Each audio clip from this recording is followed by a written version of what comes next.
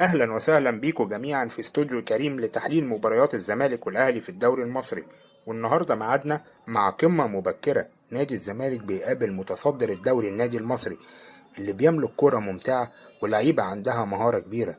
الزمالك بيبدأ بنفس تشكيل المباراة الأخيرة بخلاف الونش للإصابة ونزول محمد إسماعيل، ومن الظهور الأول بيبان إنه مدافع كويس.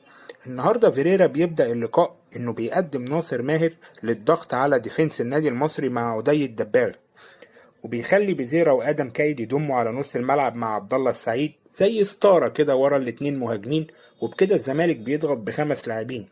الفكرة دي من فيريرا صعبت على المصري الخروج بالكورة وأفقدته جزء كبير جدا من قوته. المصري كان عامل انشار كويس في الملعب وضغط كويس جدا على لعيبة الزمالك، وكان فاتح الملعب وقافل زوايا التمرير، لأن المصري فريق كبير مش هيستنى ورا الزمالك يهجم عليه، وعشان كده كان لازم نشوف أهداف سواء من هنا أو من هنا.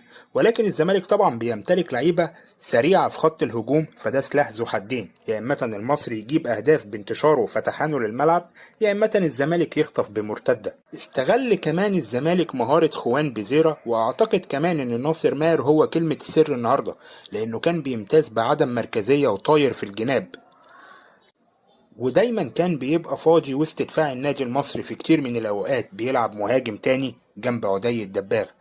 المصري طبعا عنده لعيبة كويسة جدا وعندها مهارات عالية زي دغموم ومخلوف، كانوا بيوصلوا لمرمى صبحي، لكن دايما كانوا بيفقدوا تركيزهم في اللمسة الأخيرة، وبيوصلوا لل18 بكل سهولة لكن بدون فائدة لعدم التركيز. كان الضغط قوي جدا في نص الملعب من الفريقين للسيطرة عليه. آدم كايد كان ظهره كتير للمرمى ومش بيسرع من رتم الهجمة.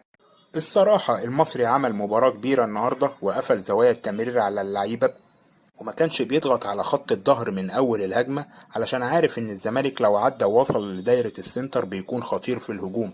الزمالك اعتمد كتير على جملة مكررة: كورة